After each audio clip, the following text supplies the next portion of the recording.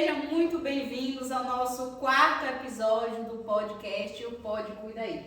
Hoje nós estamos aqui com uma convidada excepcional, maravilhosa, que vai falar pra gente um pouquinho sobre a saúde da mulher. Um assunto que é de extrema importância na vida da gente, nós mulheres, e do homem também, porque ele precisa estar por dentro para poder ajudar a gente, né?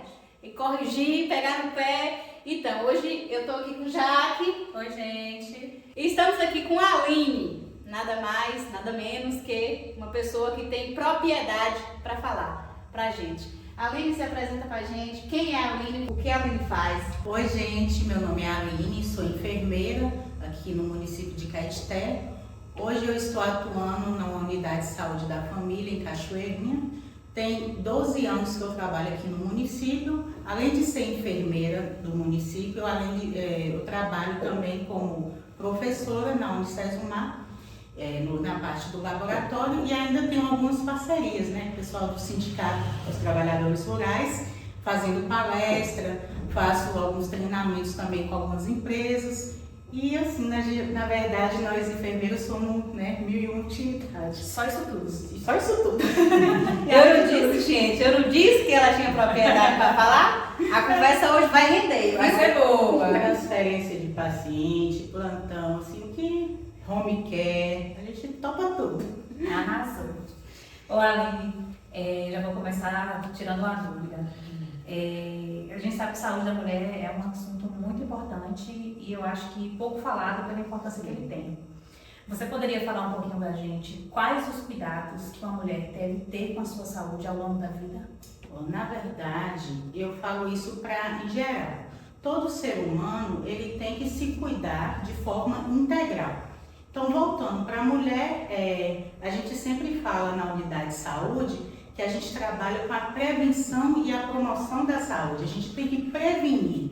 Então, eu sempre falo assim para as mulheres que a gente tem que nos cuidar nessa prevenção. Como é que é essa prevenção? A avaliação de forma integral, porque aparentemente muitas pessoas olham para outra e falam assim, não, eu estou normal. Mas por dentro a gente não sabe. E como é que a gente sabe? Através de exames, através das consultas. E por isso que o certo é todo ser humano, né, principalmente as mulheres, tá fazendo exame de rotina uma vez no ano, no check-up, né?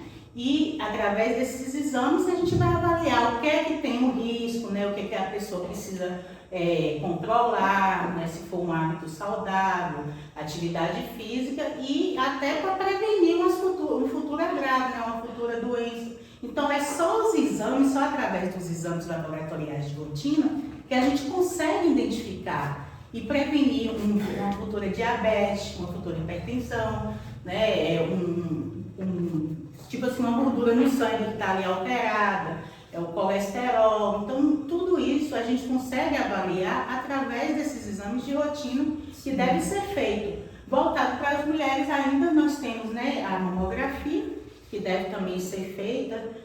O CEP é a cada 2 anos, mas vai depender de cada caso, né? Porque tem mulheres que precisam de acompanhamento de rotina, por exemplo, de um nódulo. Ela sabe que ela tem um nódulo, mas ela precisa desse acompanhamento para ver se esse nódulo está crescendo ou não. Então ela só vai saber através de exames, né, da ultrassom.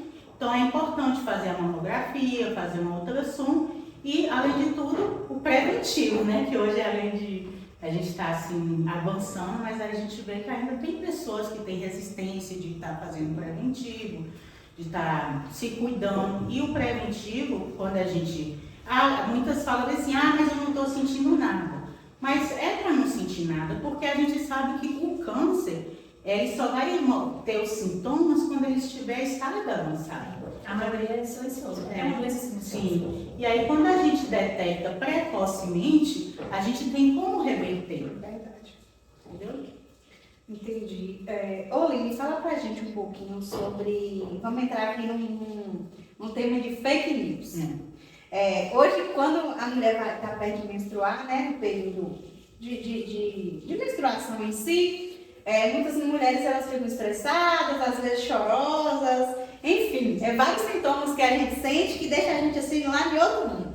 E aí eu queria saber de você assim, essa oscilação de humor durante o período menstrual Isso é um fato que é verdadeiro ou é uma fake news? O que você tem para dizer para a gente disso? Realmente é verdadeiro. Ainda bem, a pessoa já estava louca. Ó, ei, homens, vocês que estão ouvindo aí, vocês prestem atenção, viu? Eu disse que ia ser um papo bom para vocês também. Agradem suas mulheres. Porque, assim, é muito relativo. Tem gente, igual eu sempre falo para os pacientes, tem gente que tem ansiedade para comer e tem gente que tem ansiedade para não comer. A TPM, por exemplo, ela está relacionada a esse transtorno, né? Principalmente tem gente que tem a TPM antes e durante ou após a menstruação. Por isso que a gente fala, não é fake news. É verdade. E isso vai depender também da questão hormonal de cada pessoa. Então, cada pessoa é diferente uma da outra. E aí vai depender da situação dessa pessoa. E por isso pode desencadear um quadro de irritabilidade, né, ansiedade. Isso tudo por conta dessa mudança, né, de humor, por conta das alterações hormonais. Então, isso não é fake news. Por isso que a gente fala que em muitos casos, na maioria das vezes, a gente tem que ter um cuidado, né, dar atenção e não ignorar, porque, querendo ou não, tem pessoas que acham que nada, não existe isso de TPM, né? A gente ainda fala assim, uma tensão pré-menstrual. Tem. Então, a gente tem que ter cuidado, porque tem muitas pessoas que ela tem tanto a TPM antes da menstruação, no início, que está ali perto de chegar a menstruação de descer, e a pessoa, ela muitas vezes não consegue nem se controlar isso. Por isso que é bom estar fazendo um acompanhamento, estar passando uma consulta, porque é muito relativo. Tem mulheres que ficam oscilando no humor, ficam chorosa, fica meio assim, um pouco, isso é dengue. Já tem outros que já ficam muito irritados, estressados. Então, junta tudo, gente, porque não é fácil, né? Você tá ali num momento que você sente dor, você tá sensível, você vê que até as mamas da gente, você olha que até a própria roupa nos incomoda, né? Então, aí você vê que realmente a gente sente essa oscilação e não é mentira. É verdade. Tá vendo? É verdade. Vocês prestem atenção, gente. É assim, você falou, às vezes fica chorosa, às vezes... Aí eu fico assim, eu fico dividida entre os dois, né? Às vezes eu tô chorando, eu tô rindo, eu tô chorando, eu tô rindo. É por isso que oscila o humor, né? Eu fico estressadinha. Já tem gente que já fica estressada, fica nervosa, não quer ver ninguém, não quer ouvir ninguém, não quer se isolar. Sim. Muitos, às vezes, se retrai, né? Então, isso é relativo, cada um tem uma forma e já tem gente que não sente nada. Não sei se é porque eu sou muito agitada mesmo, acho que eu não tenho tempo nem pra isso. A minha vida é muito corrida, a gente não tem tempo. Tem tempo, né? Nem sentido. Na verdade, às vezes a gente tá aí, mas a correria do dia a dia é tanto que Não deixa a gente sentir, né? Aproveitar. Eu vi um vídeo esses dias na internet, aí a moça veio assim, ai meu Deus, eu tô atravessada, preciso se lavar a roupa. Aí eu comecei a chorar, meu Deus, eu tenho que fazer a comida, aí a gente fica desse jeito. Sou eu, mas ele sou eu, viu, já? Sou eu.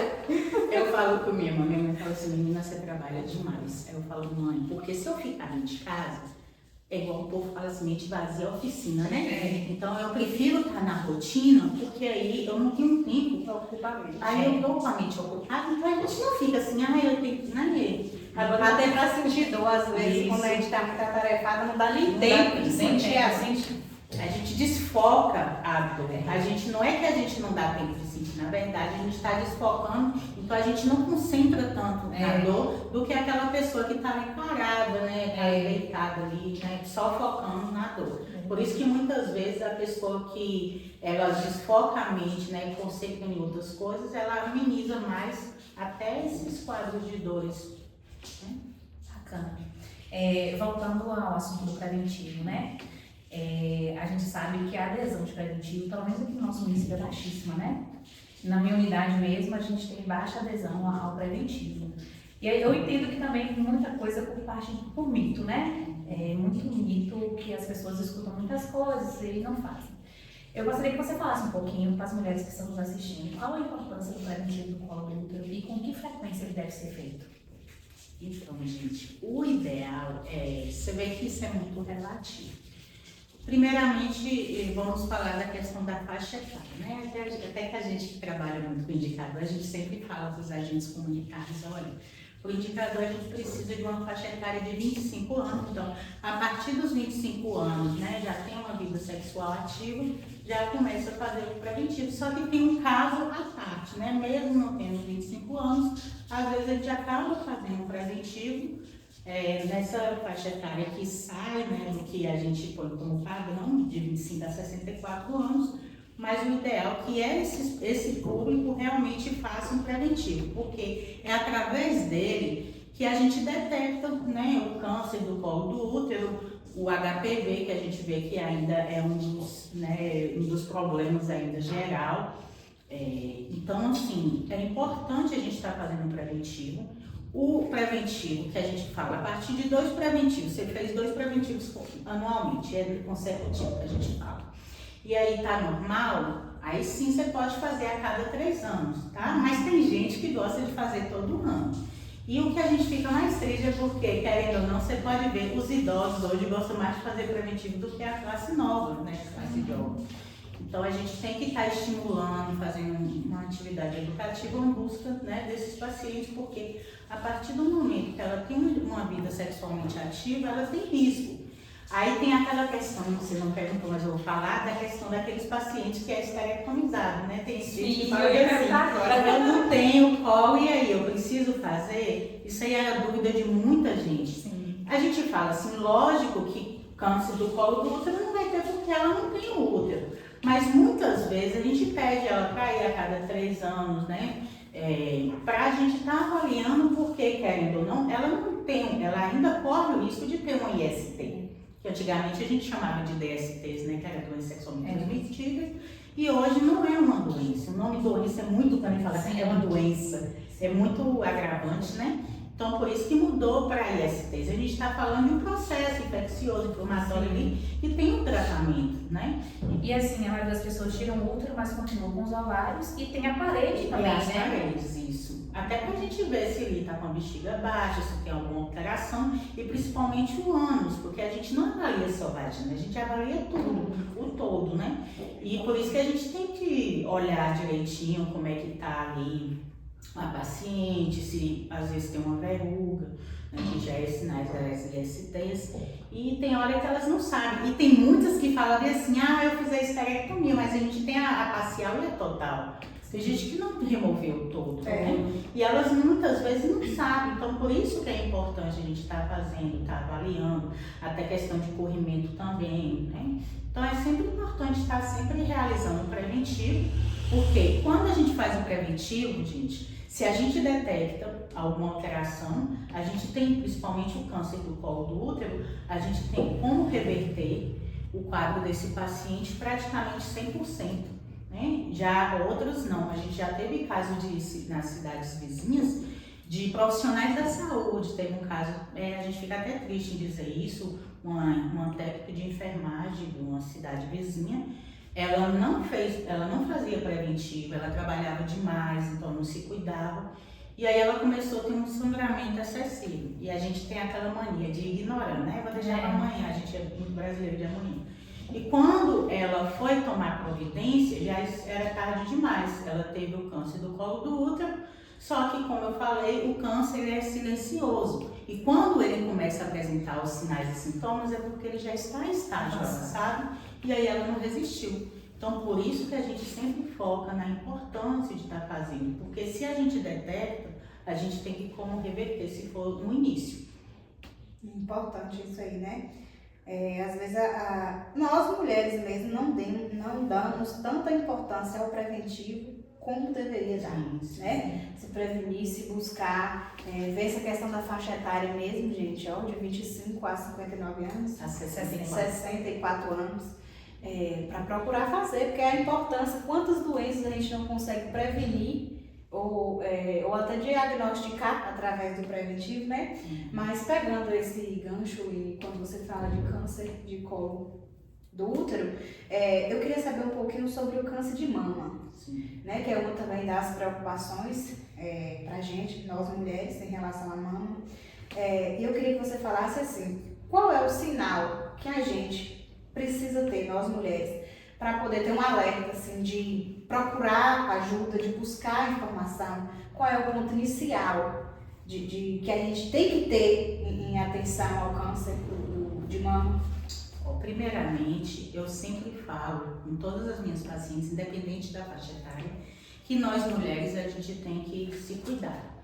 Cuidar como ali em relação à mama?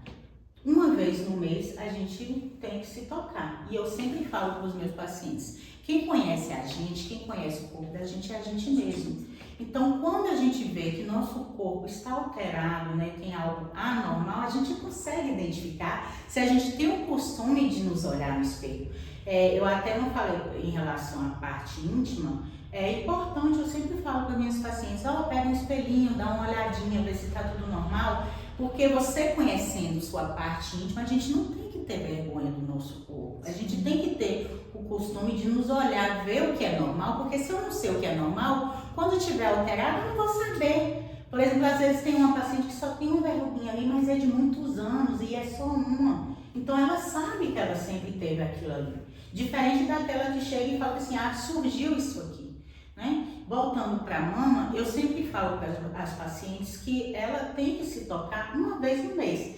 E, primeiramente, a gente consegue até um autoexame das mamas. É simples, é rápido, é barato, né? Você pode fazer em qualquer lugar. E eu brinco com elas assim, gente, na hora que você estiver assistindo a novelinha, se toca. Ou então na hora que você está indo dormir, né? Então no banho, principalmente no banho, porque o sabão ajuda. Então a gente sempre orienta que mesmo que fez a mamografia e deu tudo normal, se tocar, porque a gente já teve casos de paciente que apresentou o resultado de mamografia, estava normal, no outro mês ela foi se tocar e detectou um nódulo. Aí eu te falo, se ela esperasse 2 anos para ela, né? Porque se ela ficasse confiante no exame, não, eu fiz o exame, tá normal, eu não preciso me tocar mais.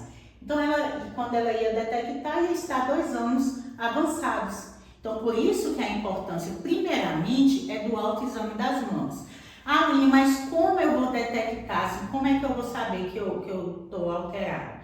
Primeiramente, a gente olha, né, questão da pele, como está a pele, a textura da pele, se tem alguma alteração, até a questão do bico do peito. Hoje a gente não fica pedindo à mulher para ficar estimulando muito a mama, porque querendo ou não, se a gente aperta, pode sair alguma secreçãozinha, uma água, um líquido, né, um leite. E aí essas pacientes endoidam. Por isso que a gente não orienta a ficar muito estimulando a mama.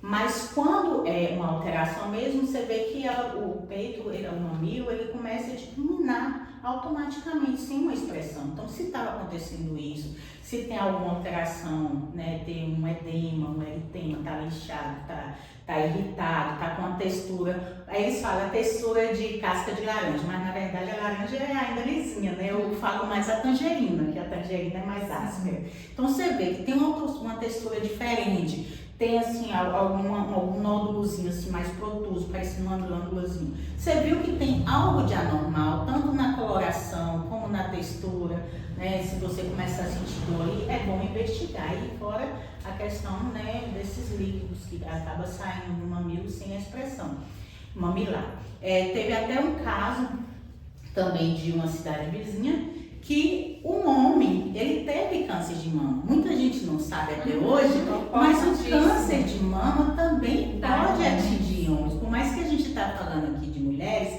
eu vou aproveitar uma brechinha e falar isso, gente, porque toda vez que eu vou dar uma palestra, né, com a parceria que eu tenho com o sindicato, e quando eu falo isso, muita gente desconhece essa informação. Então, como eu sei que isso aqui vai atingir muita gente, é bom a gente disseminar essa informação também. Para os homens é ainda mais fácil, porque os homens, né, quando eles se olham, você vê que é mais fácil detectar algum nódulo, assim, porque aparenta mais rápido, né, mais fácil, mais visível. E por isso que os homens também têm que se tocar, avaliar as axilas, porque também essa parte das axilas pode ter algum nódulo, apesar que é uma área assim, que tem muitos linfonodos. Por isso que a gente sempre orienta, olha, se você detectou alguma glândulazinha, algum nódulozinho, procure a unidade de saúde, né? Procure um profissional de saúde para estar se tocando, né? Fazer a avaliação, porque lá a gente vai orientar, porque às vezes, antigamente os idosos ainda falavam assim, você machucava o pé e falava assim, nasceu uma engozinha, né? Que é ali na virilha. E pode nascer também nas axilas, porque é um processo inflamatório. Então, onde a gente tem mais linfonodos, né? São nessas regiões, principalmente nas axilas. Por isso que às vezes até um cabelinho cravado ali pode, né, virar um nódulozinho ali por causa dos linfonodos que está alterado, que é isso aí, faz parte, né, do nosso sistema imunológico.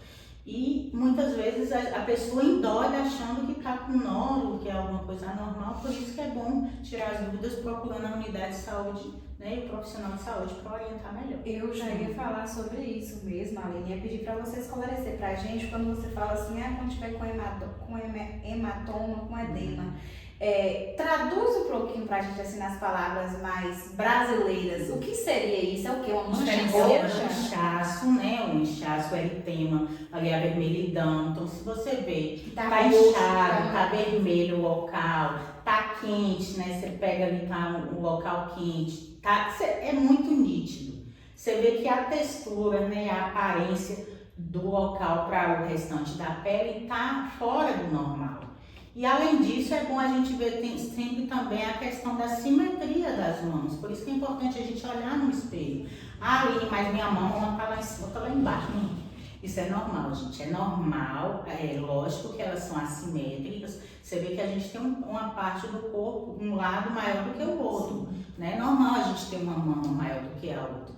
Mas quando a diferença é muito grande, aí a gente tem que ver o que é que está acontecendo também, até questão de postura de tudo. Quando você fala de nódulos, isso você quer dizer caroços? Caroços. Pode ser, é um nódulo mesmo, pode ser até um nódulo de gordura. Mas a gente só vai saber mesmo com os exames. Só que a gente orienta as pacientes assim. Na hora de apalpar, a gente faz a palpação.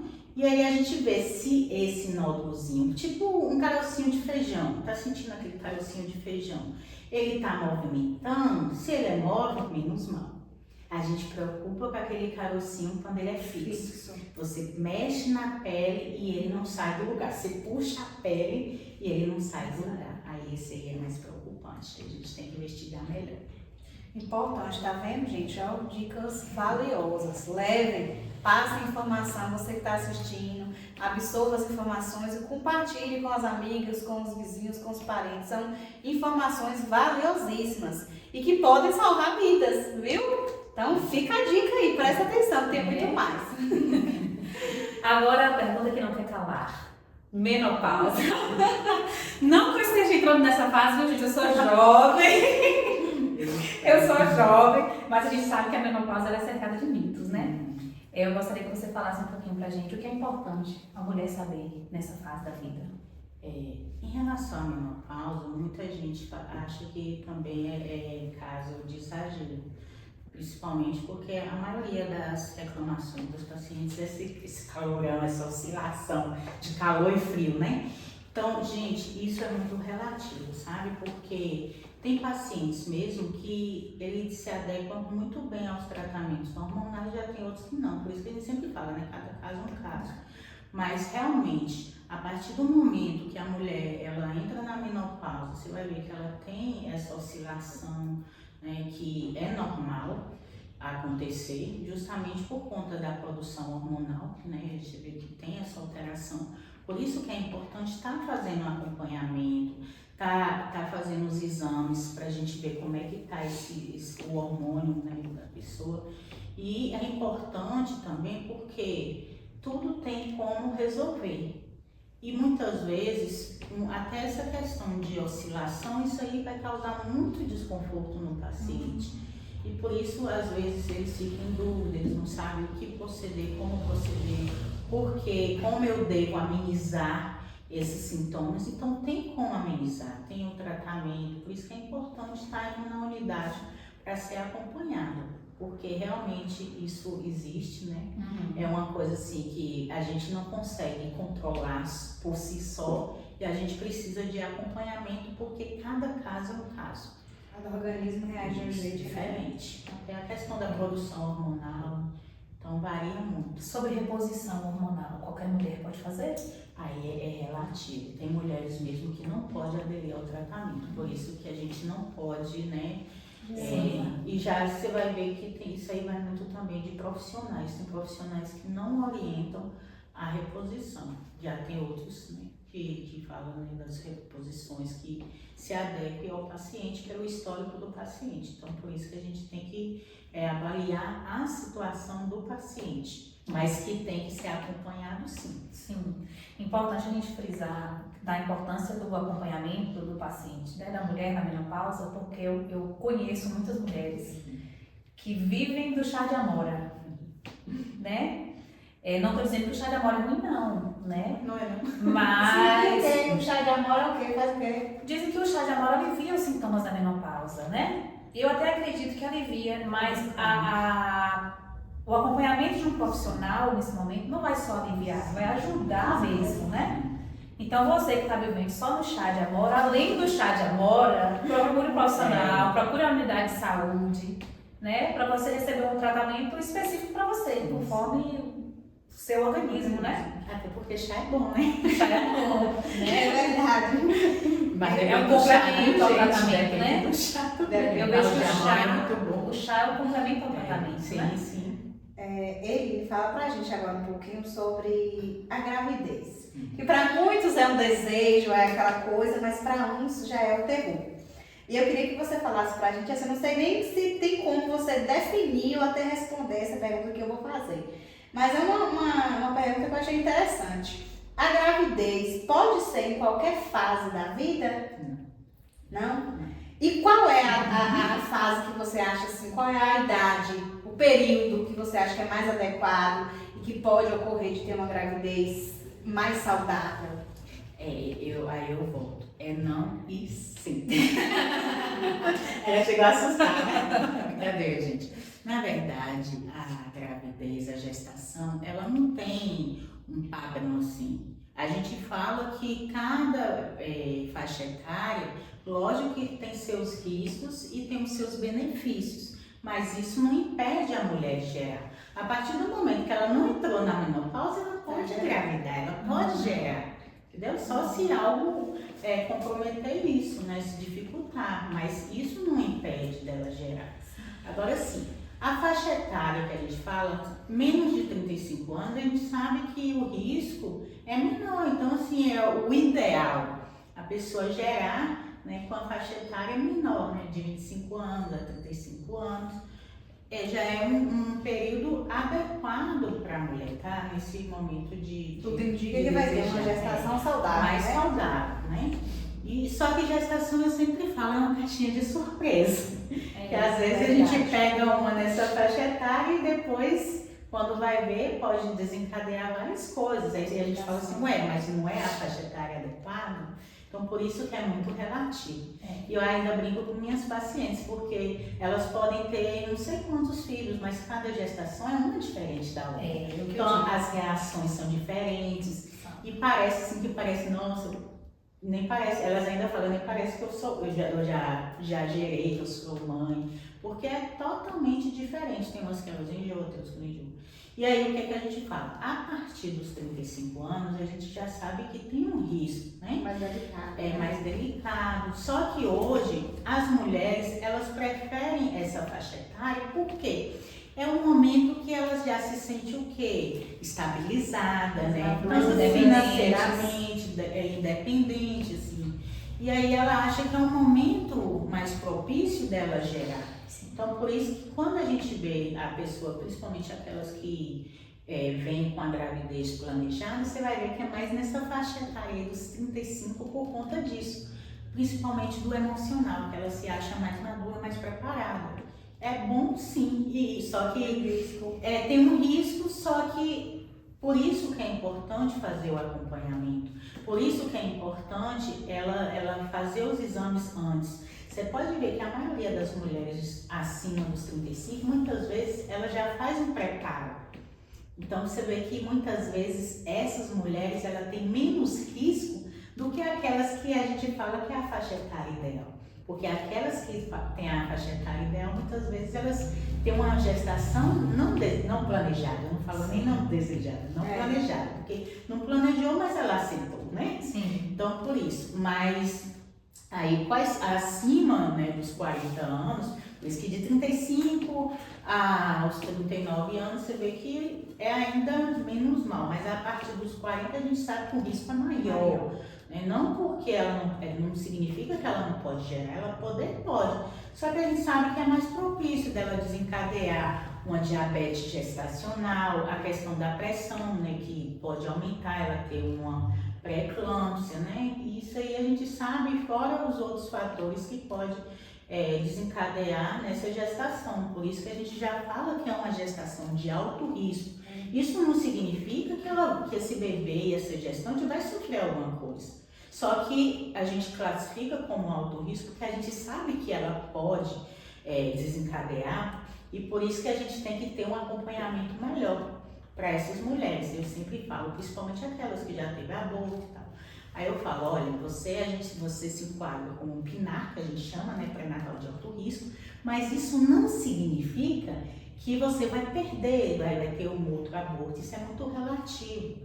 Então, por isso que a gente só enquadra para a gente ter um cuidado maior com essa gestante, né? Então, por isso que a gente tem que explicar tudo direitinho, até para a gente não gerar uma ansiedade, uma preocupação desnecessária da paciente.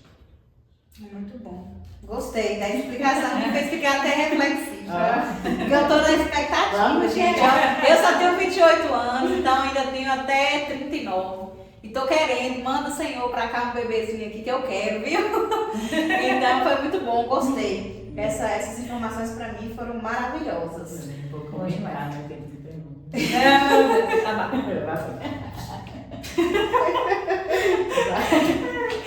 Lili, voltando ao assunto das ISTs que você falou. Quais são as ISTs que são mais comuns em mulheres? A gente está tendo muito caso ainda, né, de HPV. Então a gente tem HPV, gonorreia, sífilis. Você viu que em Minas teve um surto, né, de sífilis. Então, assim, hoje, por isso que é importante, não só a gente está fazendo preventivo, mas também até os testes rápidos que a gente tem nas unidades. Por isso que eu sempre falo, gente, é rápido, qualquer um pode fazer ali, porque a gente vê que a contaminação ainda está muito grande. E como é que eu consigo prevenir isso? Com preservativo. As pessoas acham até hoje que preservativo é para prevenir uma gravidez.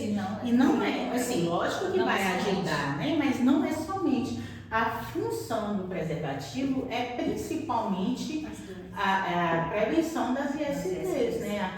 Evitar essa transmissão. Eu ainda digo, quando eu vou dar uma palestra, que tem como até prevenir, porque até o sexo oral pode, né, fazer uma transmissão assim. E aí tem métodos que, com preservativo, que a gente pode nos auxiliar a estar fazendo, né, o ato e evitando a passagem do contato, entendeu? Então, querendo ou não, a gente ainda tem muitos casos, principalmente de HPV e sífilis, e a gente tem como reverter isso aí, né? A gente tem como detectar e cuidar e tratar. Eu vi em algum lugar, não lembro onde, que o HPV ele é uma das principais causas do câncer do colo do útero. Sim, através dele, até porque o câncer começa... O que é um câncer? O câncer ele é uma lesão. Então, começa com um processo inflamatório recorrente, vai lesionando e aí aquele local, aquele tecido ali, ele vai se agravando e se transforma em um câncer. Então, é através do HPV. E hoje a gente tem também as vacinas do HPV, né? E ainda tem mães que têm resistência, não querem vacinar seus filhos, que acham que a gente está induzindo, mas porque colocou uma faixa etária, né, a partir de 9 anos? Por que não distribuir ao público geral? Lógico que todo mundo poderia tomar vacina, poderia, só que é uma vacina cara. Então, o Ministério da Saúde, ele não tem como liberar vacina para todo o público. Então, qual foi o critério deles mais pensado? Por quê? Ele pegou essa faixa etária porque o ideal era que, a partir dessa faixa etária, essas crianças não tivessem ato sexual, né? Que não, eles falaram assim, eu vou pegar esse público que eu sei que ainda não tem vida sexual ativa, e aí a gente vai ter uma eficácia melhor. né? Para futuramente ele não correr esse risco. Só que a vacina, gente, qualquer pessoa pode estar, né, fazendo uso dela, só que infelizmente pelo SUS a gente não fornece. Se não tiver um diagnóstico, o paciente ele tem um diagnóstico, né, do câncer, aí sim, aí é recomendável fazer a vacinação, que muitos também não sabem. Mas através do relatório ele tem direito de estar fazendo uso da vacina do HPV, mesmo não entrando na faixa etária que a gente preconiza da idade. Inclusive, hoje é dose única, né? Ela é dose Eram única, 2 doses, agora é dose única e reduziu a idade. Sim. Pensando também, E igual também o sexo, né? Isso. Pensando também, eu acredito porque a idade sexual também das pessoas, né? Hoje a gente vê pessoas adolescentes já tendo relações sexuais, né? Mas o problema não é o adolescente, a gente vê também muitos casos, né? Exato, também. Então a gente não pode falar que depende, porque a própria criança, adolescente ali, entendeu? Então, por isso que são situações, justamente. Que a gente também não pode culpar que eu falei pensando assim, que realmente a atividade sexual, né? Sim. Reduziu. Sim. Né? Mas isso é muito relativo, porque já tem gente que casa cedo, né? Então a gente tem X fatores, X situações. Então é por isso que a gente tem que. Cada caso é um caso. A gente já tá chegando no final, gente, infelizmente, porque são assuntos, conversar com você é bom demais, né? A informação que você tem para passar pra gente são assim, grandiosos, de grande valor. Eu gosto muito de conversar, de interagir. Então, assim, por mim eu ficava aqui o dia todo, mas infelizmente a gente tem que encerrar. Mas para finalizar, assim, para fechar sua fala, né? Fechar com chave de ouro. Eu queria que você deixasse assim, uma mensagem, uma dica, um alerta, um gatilho para as mulheres que querem se cuidar, que desejam se cuidar. Porém, com a correria, aquela loucura, trabalha, cuida de menino, cuida de marido, vai ali, volta ali, não consegue se cuidar. Então, o que você deixa, assim, para as mulheres se cuidar mais? Eu falo sempre assim, que hoje a saúde é muito importante. E eu sempre foco nisso. Se você não tem um tempo para cuidar da sua saúde, você vai ser futuramente obrigada a parar para cuidar da sua doença. O que você prefere? Então, deixa essa interrogação aí para todo mundo. E se cuide, gente, porque, querendo ou não, se você está bem, se você está saudável, você tem condições de cuidar dos outros, do próximo. Tem que estar bem para Então, cuidar, né? por isso você tem que estar bem. Se eu estou bem também para cuidar do próximo. Como é que eu vou cuidar dos outros se eu não estou bem? Então fica essa dica, que as pessoas pensem mais em si. É igual amor, né? Se a gente não se ama, como é que eu vou amar o próximo? Então tudo começa da gente. Então, a partir do momento que você se valoriza, você entende que você tem que estar bem, você entende que a saúde é o bem mais precioso que a gente tem, é a saúde da gente. E o pior é que a gente só vai dar valor nisso quando a gente perde a saúde. A reflexão quando eu fiz, né? Às vezes a gente não tem tempo para cuida de marido, cuida de filho. Mas se a gente não cuidar da gente, como é que a gente vai conseguir dos filhos, do marido, trabalhar, dar conta de tudo? Uma hora vai dar errado, né? Uma hora vai ter que cuidar da doença. E eu vou repetir, porque eu achei essa frase maravilhosa. Se você não arrumar tempo para cuidar da sua saúde, você vai ter que arrumar tempo para cuidar da sua doença. Então a hora é agora. Fechou, com chave de ouro. Fechou. Arrasou. Como eu disse, infelizmente a gente precisa encerrar, mas senão a gente ficava aqui o dia todo. Aline, a gente gostaria de agradecer em nome da nossa equipe, né? Tu pode cuidar aí o seu tempo, a sua disponibilidade de vir aqui compartilhar com a gente, com nós e com o pessoal de casa. E com a produção. E com a produção. Esses assuntos que a gente tratou hoje, a saúde da mulher, foi maravilhoso, foi uma experiência incrível. Eu tenho certeza que eu vou levar para casa muito conhecimento, já que também, e todo mundo de casa aqui tá assistindo a gente. Foram informações valiosas. Nós gostaríamos de agradecer imensamente. Muito obrigada. As portas do nosso estúdio estão aqui abertas. Se você se sentir à vontade, quiser voltar para compartilhar mais coisas com a gente, sinta-se à vontade. É para falar da saúde é moleque, né? Tem vários temas e desde já eu agradeço essa oportunidade, porque quando a gente fala de saúde é muito bom. E esse momento é importante porque quanto mais a gente passa e dissemina essas informações, a gente consegue atingir um público maior, até porque a gente está vendo que esse momento aqui é muito importante. Porque através dessa informação as pessoas vão disseminando conhecimento para outras pessoas. E muitas vezes a gente fica ainda naquele achismo. Então por isso que é importante, a gente sempre está falando, por mais que fale, meu Deus, todo mês de outubro a gente fala de saúde da mulher, não aguento mais. Só que engraçado, toda vez que a gente fala, tem um ali no outro que muitas vezes não se atenta a certas informações. Sim. Por isso que nunca é tarde, né, de estar sempre informando. Informação de prevenção, né? Sempre E as coisas vão mudando também, né? Sim. Porque antigamente preventivo era todo ano, né? E hoje não. E fora que a gente já tem mudanças também no preventivo, que como agora o nosso município ainda não aderiu, eu não vou entrar nesse tema, né? Mas é isso, gente. Esse foi mais um episódio do nosso podcast. Espero que vocês tenham gostado. Estou ansiosa para o próximo e até. Tchau! Até a próxima!